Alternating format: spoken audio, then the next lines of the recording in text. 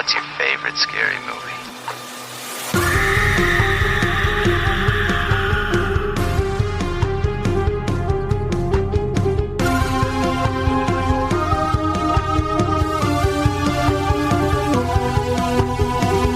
Welcome to 13 Degrees of Screams, where we watch and dissect your favorite spooky movies. I'm your host, Alex. And Stephanie. And this is a mostly horror podcast.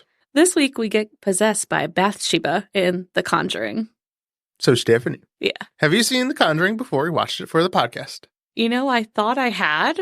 Oh. But I had not. Oh, boy. No, I confused Conjuring with Haunting in Connecticut, I think. Yeah. Not quite. No, not the same. And I was like, oh. I'm in danger. I'm in danger, girl. I have no idea what's going on here. Did it start and you're like, It's definitely not this. Yeah. This is not what I thought it was. Yeah. This isn't a kid, like a teenage boy moving into a house. Like, no. This is all girls. Like, it's 5 girls. Yeah. It's the complete opposite of one boy. Mm-hmm. So what do you think then? I liked it. It was all right. Just all right? Yeah. Okay. I think it's stupid to play hide and seek blindfolded in a house you don't know. Yeah. Yeah, I mean... Yeah. There's a lot of hide and seek in these movies that we've been watching. I love how that was your takeaway. Yeah. Just don't do that. Don't do hide and seek with a blindfold. I mean, that's fair. I was like waiting for her to fall down the stairs. Who? Any of them? All of them. All of them, one after another, fall down the stairs. There's a pile of children at the bottom of the steps. Yes. Oh my God, we should not have done that. The mom did say, don't do it. Mm-hmm. They didn't care. But she did it too. Like, she did it with the little girl. It was a couple days after. They know the house now, right? No. Okay, never mind. My bad. You're right. I'm wrong. So you thought it was just all right? No, I liked it. You liked it? Yeah. Do you like it? I do. Oh, okay. Yeah. Is this like a favorite of yours? I think it used to be. I was real into it when I first saw it, which we saw in theaters. I saw it in Pennsylvania, funny enough. Oh, okay. Because I saw this with Charlie and Tyler from BTB. Ooh. We talk about them all the time. I know. We've Name drop. I know. We've said that Charlie is your husband, right? On the podcast before? Yeah. Okay. I just want to make sure because we bring him up. Either that or I have multiple Charlies in my life because I would say like Charlie said this was funny or something. And yeah. Okay. I just want to make sure. Whenever I refer to Charlie, it's Charlie from BTB. Charlie everyone. from BTB. But we saw it when it came out. And we ended up coming later to when I would normally go to the movies. And the only seats open were like the front row. Mm-hmm. That was the first time I've ever seen a movie in the front row. Oh, God. And it was not a great experience. Yeah. Not because it was like any scarier, but just looking up. Yeah. It for does 2 things hours. to your neck. Yeah. Yeah. I was like, why would anyone sit here? But I really enjoyed it when I first saw it. And I will say the ending did freak me out a little bit. It did scare me a little bit. Really? Okay. Yeah. Maybe because I was so close. But no, yeah, that's fair. It did freak me out. Which leads me to why this is our 13th movie in our season. Mm-hmm. It was ranked 13. Do you agree with that? Yeah. Yeah, I guess so. Are you sure? Yeah, let me just look through everything else again real quick. Ooh, Somebody has no idea what we did. Perusing. Oh my God. Yeah, I would say Strangers comes right after it. Strangers? For me. Okay, I can see that. Or Shining, maybe. Really? Shining? I think Shining would be like a 10 at least. For sure. Okay.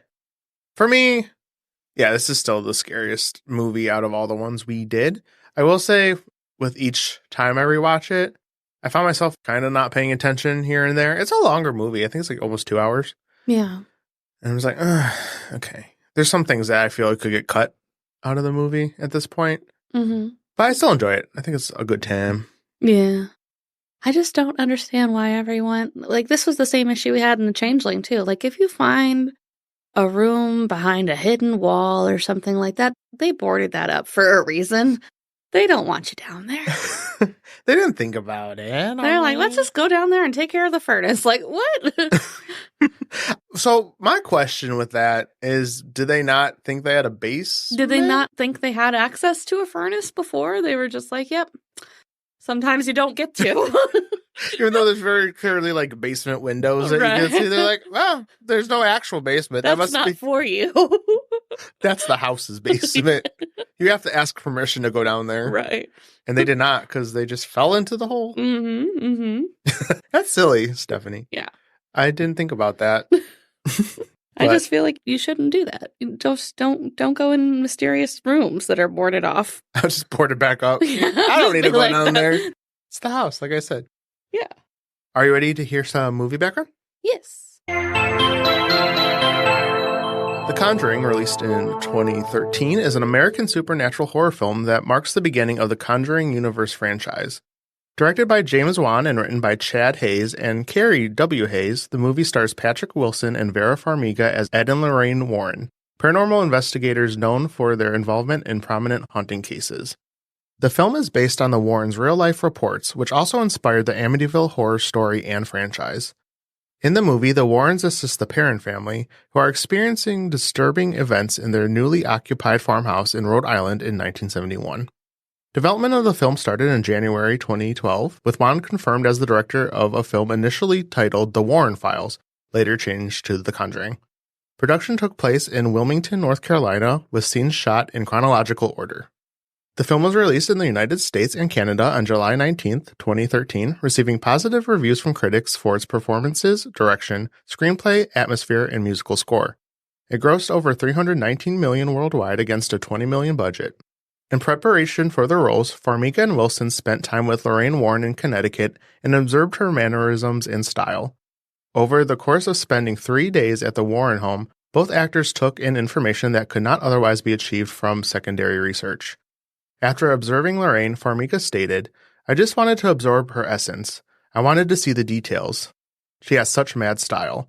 I just wanted to see the way she communicates with her hands, these gestures, her smile, how she moves through space." The production of The Conjuring was not without controversy. The previous owners of the house on which the film is based sued the filmmakers in 2015, claiming that their property was being constantly vandalized as a consequence of the film. They alleged various invasions and the discovery of objects affiliated with satanic cults. So they found that stuff in the house. Allegedly. Apparently. I guess. Oopsie. Another lawsuit was filed by Gerald Brittle, the author of the 1980 book The Demonologist about Ed and Lorraine Warren, who claimed that the film and its sequels infringed upon the exclusive contract with the Warrens. Both lawsuits were eventually settled, and the success of the film led to the creation of a successful horror franchise, which covers like The Nun and Annabelle and all those sequels and all that fun stuff. Yeah, there's so many. So many. There are. So many There's sequels. like 7, I think, altogether. Yeah, that sounds right. Something like that. Yeah. The Conjuring has an 86% on Rotten Tomatoes with a critical consensus that states, "Well-crafted and gleefully creepy, The Conjuring ratchets up dread through a series of effective old-school scares." Gleefully creepy. I like that description. It is gleefully creepy. I just like imagine someone like, That's me like watching horror movies. clapping, like, I love these. It's my favorite scary movies. Alex watching horror movies is gleefully creepy. Look at them being murdered. Yay, my favorite part. I love when the head gets decapitated. More decapitation. Are you ready to go into the plot? Yes. In 1968, renowned demonologist Ed and Lorraine Warren are investigating the Annabelle case, in which friends Debbie and Camilla say they have a possessed doll. Likely story. Yeah. It's always a doll. Mm-hmm. Honestly, I was like, people going into this must have been like, it's all about this doll, right? Like, You'd think. yeah. They set it up to be, but Yeah. mm-mm. They explained that after they contacted a medium, they allowed the spirit who claimed to be a 7-year-old girl named Annabelle Higgins, who died in the apartment, to possess the doll. Unable to get rid of the doll as the hauntings became more disturbing, Debbie and Camilla decided to desperately reach out to the Warrens. The Warrens then explained how the doll was never really possessed and was a conduit for a demonic spirit that manipulated Debbie and Camilla so that it would eventually take over one of their bodies. Dun, dun, dun. Yeah. That is really scary, though. Mm-hmm. Anything with demons, I'm sure I said this before. Anything with demons, Right. no. Gotta get as far away as possible. No. It's funny, though, because they show what Annabelle did, and it's just like crayons, like all scribbled. I'm like, not crayons on the wall. Eek. And I love when they put her in a dumpster right after that. I'm like, certainly she can't get out of there. Right. Well, I mean, she can crawl and color on the wall, but not out of a dumpster. Right. I know. Right. I would have burned it. It would have been gone. Have you ever seen the real life Annabelle? Yeah, I think I've seen images. It's like a Raggedy Ann doll. Yeah, it's a Raggedy Ann. Just a Raggedy Ann. Yeah. But it looks nothing like this Annabelle. Yeah. Like, why? Which is odd. I mean, they just try to make it scary looking. Yeah. I guess if they had to use a Raggedy Ann doll, they would have to like draw little like pointed down eyebrows or something on her little yarny face. Yeah. My grandma had a Raggedy Ann with like its counterpart or something. It's like Raggedy, I don't know, John or something. Raggedy Andy. Oh, yes. Fun facts. I know, they right? weren't scary. No. But could you imagine like seeing that doll, like the Annabelle in this movie and be like, I want that doll. No. Like that's something I want to own. Not even under the assumption that it's not possessed. I know. I just don't want that thing. Yeah, no. It's uggy. Exactly. It's an uggy doll. Get that thing. Put that thing back where it came from. So help me. So help me. So help me. So help me.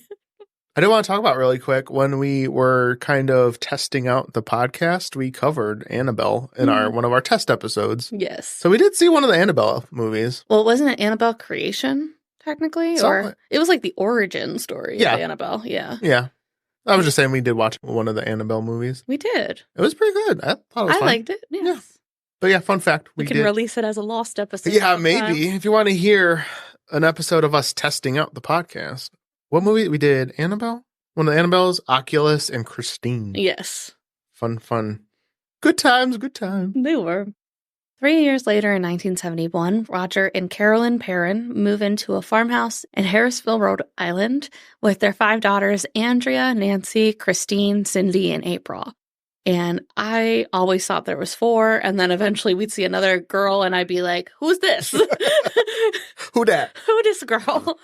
I thought there were 2, and then there were 3, and then all of a sudden there's 4, and then there was 5. Yeah, like the second youngest and middle child. There wasn't a lot of screen time, I think, for them individually, so sometimes it just felt like they morphed into one child. Yeah, I think really Christine and then April were like the 2 main ones, I guess so. Which is weird. What happened to Cindy? Yeah.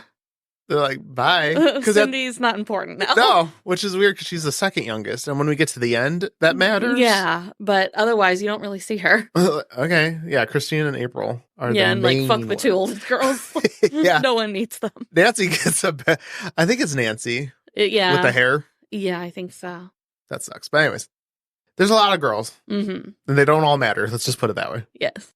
Their dog, Sadie, refuses to enter the house, and I was like, you go back home with that dog to wherever you came from. If a dog is refusing to go anywhere, you're like, all right, you're right. And then you're you looking out your bedroom window like, good night, Sadie, as she's like barking out the window like, please, don't do it. Turn around. Yeah, poor Sadie. Poor Sadie knew. She knew. And they did not listen. And honestly, that's on them. Yeah. This is their fault, really. They should have known. A minor mishap during a game of hide-and-seek results in the discovery of the boarded-up entrance to an unknown cellar. Paranormal events occur within the first few nights. Every clock in the house stops at 3:07 a.m. Carolyn awakens with additional large bruises every morning. One day, Sadie is found dead in the yard. Yeah, she bit the biscuit. Bit the biscuit? I've never heard that term before. I just made it up.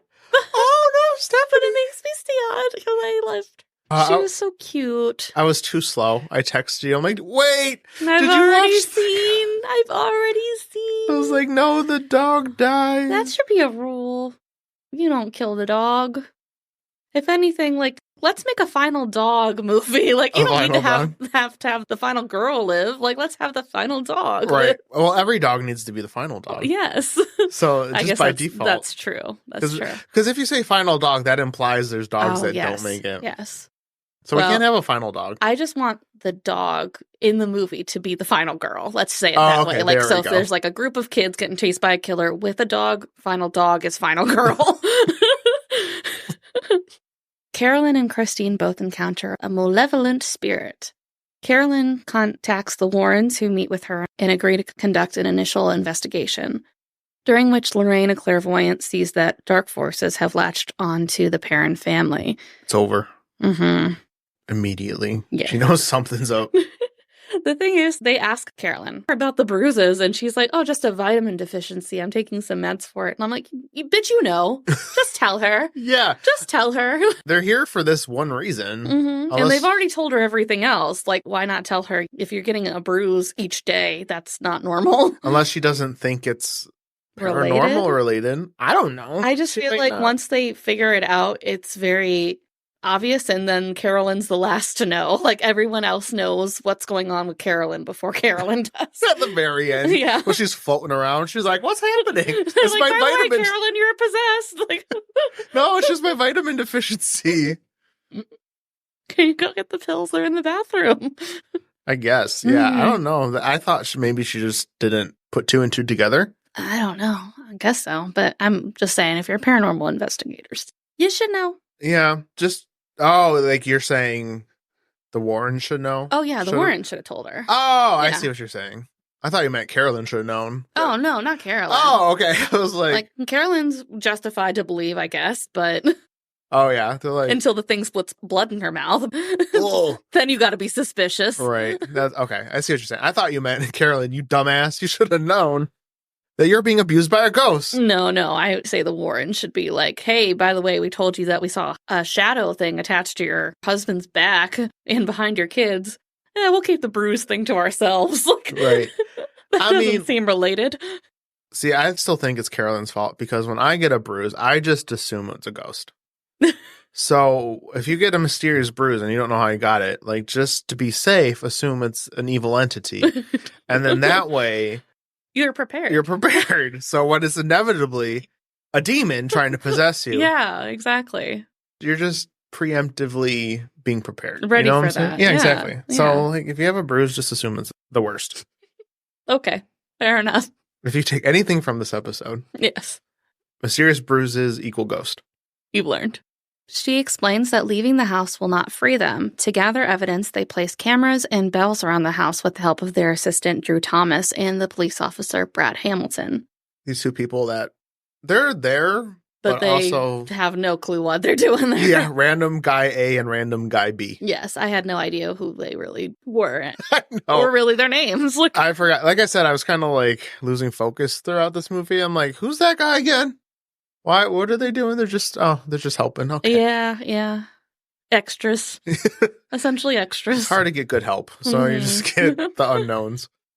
Further research reveals that the house once belonged to an accused witch named Bathseba Sherman, who sacrificed her week-old baby to the devil and killed herself in 1863 at 3:07 in the morning after proclaiming her love of Satan and cursing all who take her land. You know, she just did everything. Like, wake up early, kill the baby. Like, she had a whole list. Yeah, she just did the most.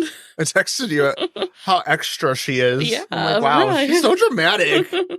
Like, she's like, notice me. Right. Pick me, girl. And not only did she kill her baby and kill herself, she's like, by the way, anyone that takes this land, like, also a problem. Lady, you're dead. You can't have it all. She really tried. She's like, even in death, this is mine. Yes. There are reports of numerous murders and suicides through the years in the houses that were built on the property. One morning, Bathsheba appears to Carolyn and fully possesses her. As one does. Yeah. Just so matter of fact. One day she just decided, Carolyn, I'm possessing Today's you. the day. Just prepare thyself.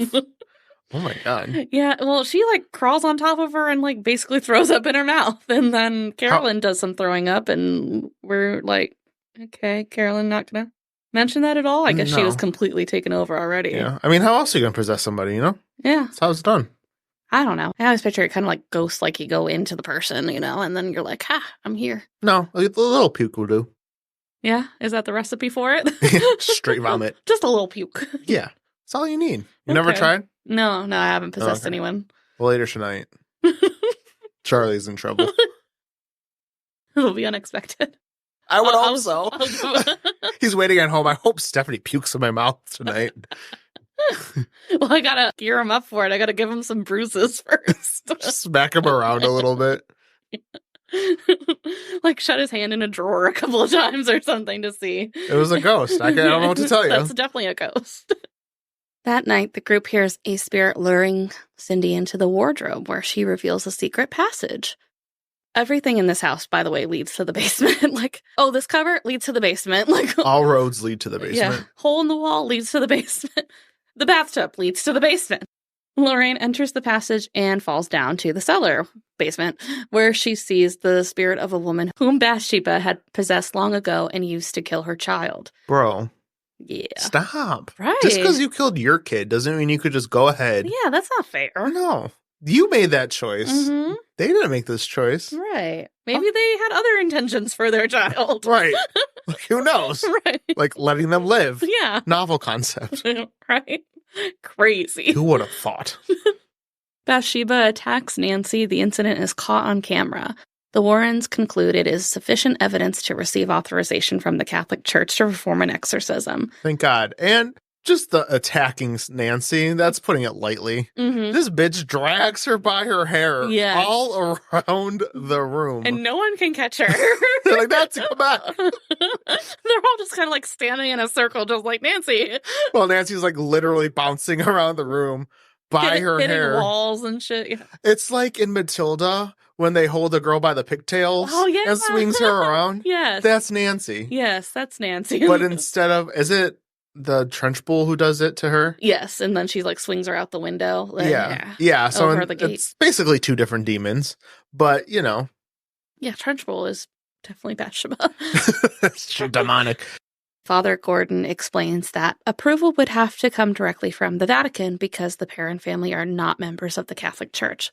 Like, bitch, like maybe they'll be members after. Right. After you help them.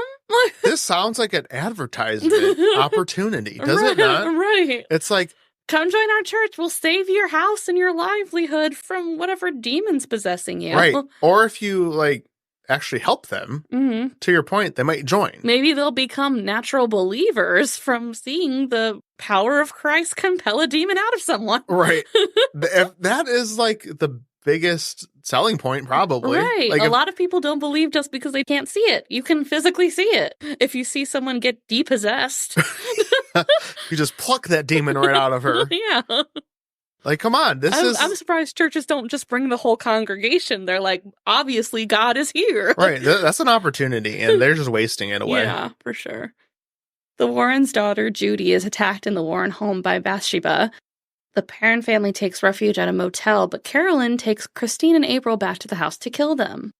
And this is where it doesn't make sense, because Christine is the middle kid, April's the youngest, and the whole Bathsheba part is she kills, right, because Christine's in the middle. Yeah, that doesn't make any sense to me, too. Like, why, like, if she has the goal of killing the children, why aren't you killing all your children? Like, 5 for 5, like a pretty good deal for a demon, I guess, that wants to kill babies. Like, well, I think because in my mind, she was killing the youngest because they're like kids. Like the oldest one is like a teenager at this point. Pretty much an adult, yeah. Which is why I always thought it was weird that April and Christine, but now I'm second guessing, is Christine the second youngest? But I thought she was middle too. Me too. Well, in any case. Maybe she is second youngest, but. You know what Bathsheba did? She put their faces on the wall and just threw some darts. Yeah. And whichever ones it land on, that's the one she decided. Yeah. Or maybe she was splitting them in half and she was going to come back for the other 3 after. Yeah, I mean, 5 girls is a lot to take at one time. Right. So, just... You don't want to be overwhelmed. Right. Yeah, that's probably what it was. Right. 2 at a time. Yeah, Bathsheba only had experience with 1 baby, 5 girls. Yeah, cool. Ed, Lorraine, and Brad find Carolyn in the cellar trying to stab Christine.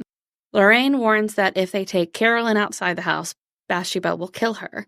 And the whole time I was like, but where's fucking April? Like the whole time I was like, can we still focus on what happened to the youngest kid though? She was hiding. We find out. I guess, yeah. But at the time, she was not there. Everyone's like, Christine. Well, Christine was in the more immediate danger at the time. Yeah. So I kind of get it. I guess they assumed if they had Bathsheba and Carolyn present, April was okay.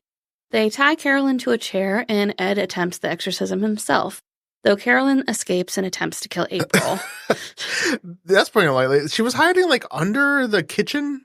Yeah, in the floor. like I said, all roads in this house lead to the cellar. They get down there. So she's just like crawling through like a tunnel basically and trying to catch her. Mm-hmm. So yeah, Lorraine is able to call to her by reminding her of a special memory she shared with her family. Oh my God. I forgot about that part. So let's back up a second. So they were unpacking like pictures and it's them at the beach, right? Mm-hmm. And then Lorraine's like looking at this picture of them smiling at the beach. And she's like, oh, it must have been a special day. And Carolyn's like, yeah, how did you know? And I want to be like, because that's how a picture works. Like, she's looking at a picture. Like, she didn't need to see them happy at the beach to see that they're happy at the beach in the picture. Charlie and I both were like, why wouldn't you fact check her? Why wouldn't you say something about like, oh, what good hot dogs we had at the beach or something, you know? Or, you know, like that the swimsuit you wore was pretty or whatever. Like, no, it has to be just what a fun day at the beach as a family stands in front of a beach. Looking happy. It was just so funny because Karen's like, she must be clairvoyant. She knew we were happy at the beach by looking at the picture of us being happy at the beach. I just like How laugh. would she know that our family would travel to the beach and be happy? The picture is them just crying. Yes. It's like, it must have been a really special day. And Carolyn's like, no. Someone died and then we went to the beach. We just got back from a funeral. Yeah. Like, hello. Obviously. Yes, they took a picture of a happy memory. Yeah. Yeah, you don't tend to frame the sad ones. Yeah, okay, so to this non-specific day at the beach, it allows Ed to complete the exorcism because, you know, Carolyn fights back against Bathseba and they lift her curse and condemn her back to hell. Bye. Bye, bitch. Returning to his home, Ed adds the haunted music box from the Perron home to their room of cursed artifacts that they have collected from the past cases. As he leaves, the music box starts playing on its own. Yeah, we didn't even mention that. Yeah, it was such a non-factor, honestly. Right. Yeah, so at first you think that April is like this really susceptible child to being like hurt by this demon or something like that, and she's playing with this music box, one of those ones that you wind up and it pops open. And apparently it's Rory. It's the boy of the mom that Bathseba possessed and had her kill him. And I guess he's just like chilling there. Yeah. He's not really a threat, but it's made out to seem like he is at first, but not really. Yeah, I mean, you see the ghosts of all these people like here and there that they don't really do much of anything. Yeah. The one jumps out to I think it's the cop one time. Oh, it's like a servant, and she said that she made me do it or something. Yeah. So there's like all these ghosts that don't really do anything. And then back to like non-factors, there was this whole like side thing with Annabelle and Ed and Lorraine's daughter. Yeah. It's almost as if like the Conjuring was kind of like bleeding into their home, a kind of thing, like just all of the psychic damage it was inflicting on the parents, I guess, of trying to deal with what was going on in the Conjuring was like transferring back, and Annabelle was being awakened by I think it was just completely separate. the stirring. You know? Oh, you think it was? Yeah, I think it was just like Annabelle being Annabelle. Annabelle being Annabelle during this. Like, now's not the time. Now's the time to act up. Like, Right. Get back in your cage. Or maybe, I don't know. It was just like so random. I feel like they're just like setting it up for possibilities later. I guess I assumed that it was something to do with the Conjuring going back to them, because at one point their daughter comes to Lorraine and says that she found these blessed medallions at like a church market sale or something like that, and she put their pictures in them. So like they'd each have these lockets of each other. And I think when Lorraine falls through the house and sees the ghost in the cellar at one point, she loses it. And I thought the blessed medallion was kind of like keeping her safe until that moment. And then once the ghost or the house had it, they had access to her daughter. Oh, shit. Maybe. I might be reading into it too far. Somebody just connected those dots and I'm just like, this is separate. Just Annabelle being a bitch. Yeah. I don't know. Maybe. Yeah. I mean, honestly, I don't know how long they've had Annabelle. Like, they could have had Annabelle since she was a baby, and all of a sudden, you know. Well, you said, so in the beginning, when we talked about... what year was that? You said like 3 years later. Oh, okay. So, yeah, so they've had her in the house for a few years now. She's just all of a sudden like, deuces. Mom and Dad's away.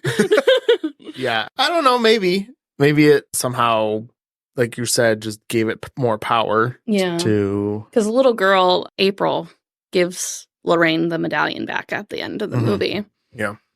Huh. Maybe. But yeah, there's like small things throughout that we didn't really talk about that really don't add up to anything. So it's stuff like that. Yeah. I guess when you have like this big series that spreads out amongst so many other movies, this would be like an Easter egg kind of moment, or, you know, maybe it's nothing. Maybe it does lead into everything. Maybe not. Yeah. They were just setting it up. They knew. Because, yeah, they started off with Annabelle, and you're like, okay, Annabelle's definitely the villain. No. The main guy. Not yet. Nah. Are you ready to talk about the story of the real Perron family? Sure. So, I got all my information from 2 articles. One from History vs. Hollywood about The Conjuring, and the other one was called The True Story of the Conjuring, the Perron Family, and the Enfield Haunting, which I don't talk about the Enfield Haunting because the second movie deals with that. Oh, okay. So this was just a bigger article just about the true stories from the Conjuring universe, but I only obviously cover the Perron family part of that. So here we go. The Perron family resided in a farmhouse in Harrisville, Rhode Island for around 10 years, beginning in 1970, when Roger and Carolyn Perron purchased the 200-acre property to raise their 5 daughters, Andrea, Nancy, Christine, Cynthia, and April. Okay. So this is a direct quote from, I believe, Andrea Perron. 8 generations of one extended family lived and died in the house prior to our arrival, said Andrea Perron, adding, some of them never left. The Black Book of Burrillville, the town's former public records book, revealed that over the course of its existence, the property had been host to 2 suicides by hanging, 1 suicide by poison, the rape and murder of 11-year-old Prudence Arnold by a farmhand, 2 drownings, and the passing of 4 men who froze to death, in addition to other tragic losses of life. Wow, it sounded like that house needed to be burned down. Right? Get this out of here. Right. Like, what are you doing? Yeah. Stop it. The whole house says not for you. I know. If I heard any of that, I'd be like, no, never mind. Yeah. Whenever you look at a house to buy, you always ask, how many people die here? Hold on. They should tell you. I don't think they have to. I think in certain states they don't, but yeah, in certain places. Now, Rhode Island, they're like, nothing happened here. This is great. Rhode Island's very small. Nothing happens here. Did I mention 200 acres? Yeah. That's like half the state. Rhode Island's tiny. Ignore those gravestones. There's like zombies and like ghosts. Those are just the townsfolk. They're fine. Very friendly. So while living in the house, they started to experience paranormal activity. It started small. Carolyn would notice that the broom went missing, or it seemed to move from place to place on its own. She would hear the sound of something scraping against the kettle in the kitchen when no one was there. She'd find small piles of dirt in the center of a newly cleaned kitchen floor. The girls began to notice spirits around the house, though for the most part they were harmless. There were a few, however, that were angry. Andrea reported that her family encountered additional spirits with a putrid odor and the ability to levitate beds. She mentioned that her father would feel a chilling and foul presence behind him when entering the basement. Throughout the 10-year period of the family's residency in the house, Ed and Lorraine Warren conducted numerous investigations. Ed and Lorraine Warren were American paranormal investigators and authors associated with prominent cases of alleged hauntings. Edward was a self-taught and self-professed demonologist, author, and lecturer, while Lorraine professed to be a clairvoyant and a light trance medium who worked closely with her husband. In 1952, the Warrens founded the New England Society for Psychic Research, the oldest ghost hunting group in New England. At one point, Lorraine conducted a seance to attempt to contact the spirit that was possessing the family. During the seance, Carolyn Perron became possessed, speaking in tongues and rising from the ground in her chair. They eventually left the farmhouse in June of 1980. The family supported the film based on their experiences and joined forces to endorse daughter Andrea Perron's self-published book entitled House of Darkness, House of Light, which delves into their encounters. Some family members, including those acquainted with producer Tony DeRosa Grund, visited the film set in Wilmington, North Carolina.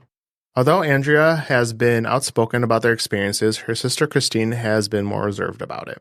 As we covered in the plot, the film centers on the haunting spirit of Bathseba Sherman, a suspected witch born as Bathsheba Thayer in 1812. She married Judson Sherman and lived as a housewife while Judson worked as a farmer. They had a son, Herbert L. Sherman, and possibly 3 other children who did not survive past the age of 7. Legend and local folklore suggested that Bathseba was a witch, with suspicion arising when an infant in her care died under mysterious circumstances. While the townspeople believe she sacrificed the infant to the devil, insufficient evidence led to her being legally cleared of any wrongdoing, though the public remained unconvinced. In Andrea's book, again titled House of Darkness, House of Light, Andrea recounts her mother Carolyn's conversation with a local historian named Mr. McEachern, who claimed that Bathseba mistreated and abused her farm staff.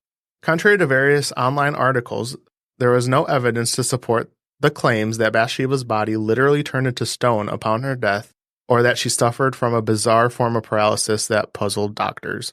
So there's like a theory she just like turned to stone. Oh, okay. When she died. Yeah, you know how witches do. Yeah. Yeah.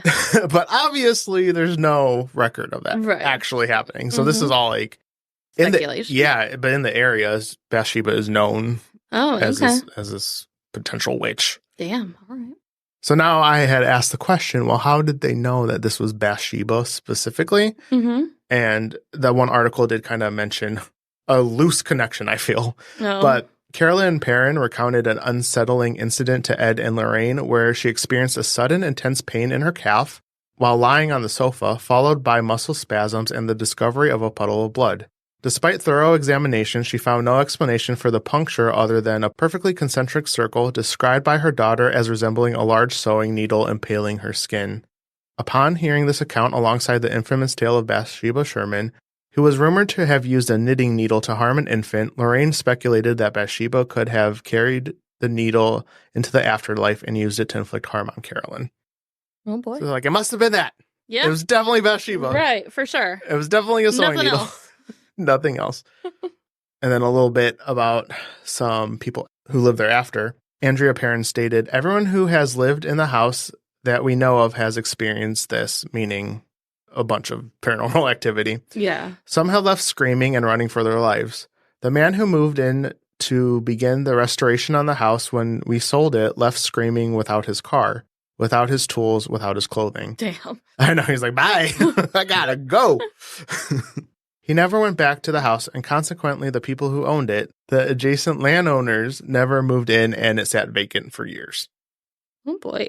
So that's some information on the real-life story, which sounds pretty accurate to the movie.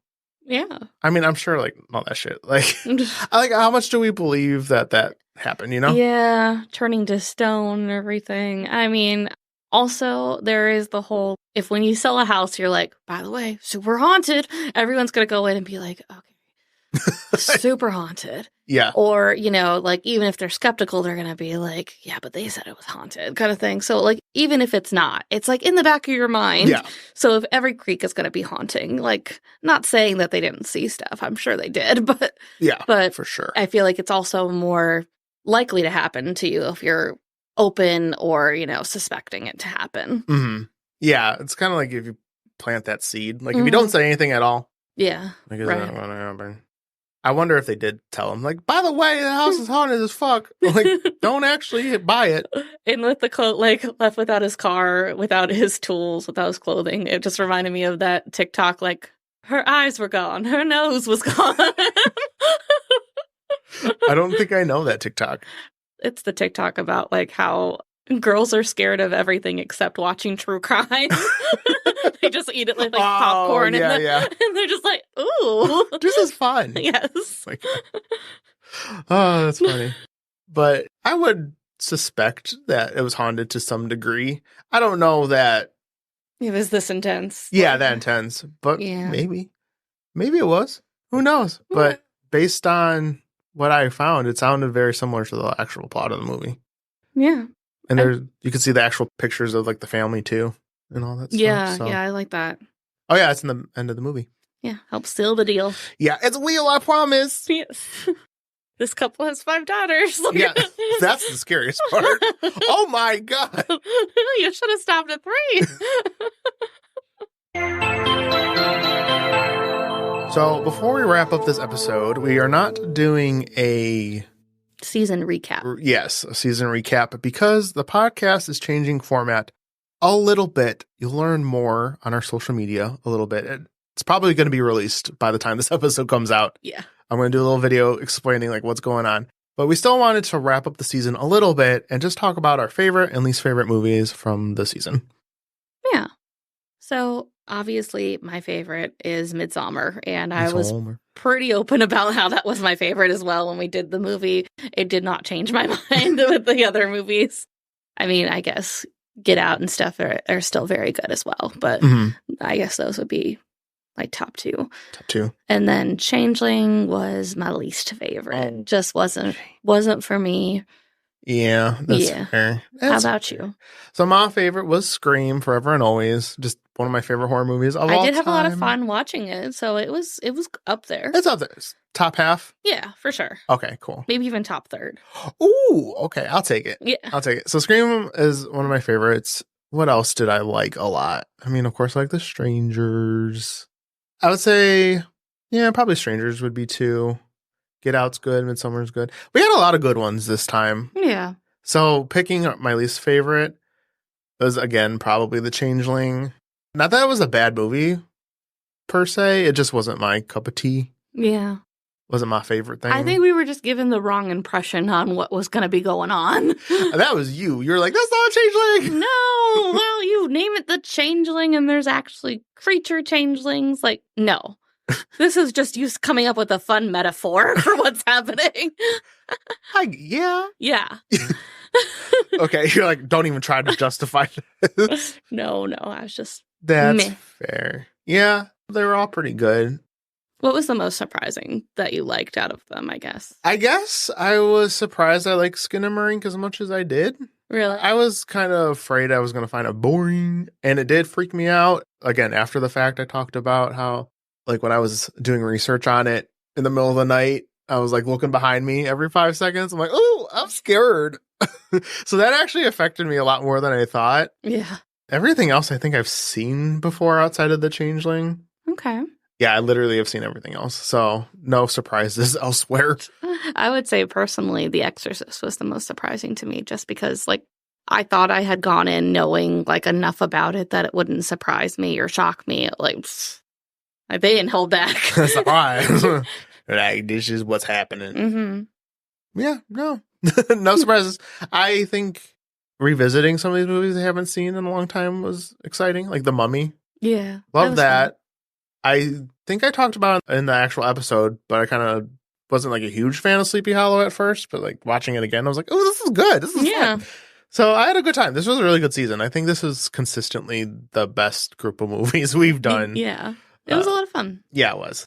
So we're not going to go into specifics, but the reason we liked this season so much is because there was a lot of recommendations from people.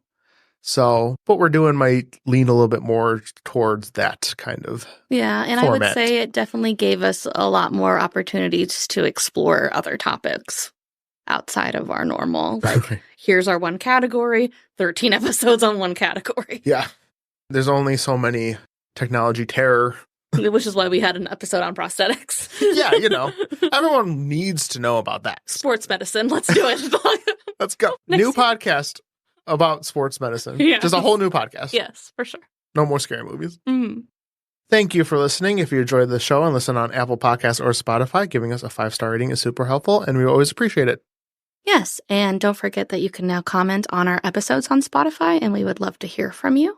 Additionally, you can find us on social media using 13 Degrees of Screams. This has been 13 Degrees of Screams, and we will see you next week. Bye! No song? Oh my God. Witchcraft. You just said witchcraft. I'll put a spell on. Well, if we do Hocus Pocus. Oh, no. Okay. Well, there's songs in Hocus Pocus, but we could do it again. I was just thinking because witch, but I don't know.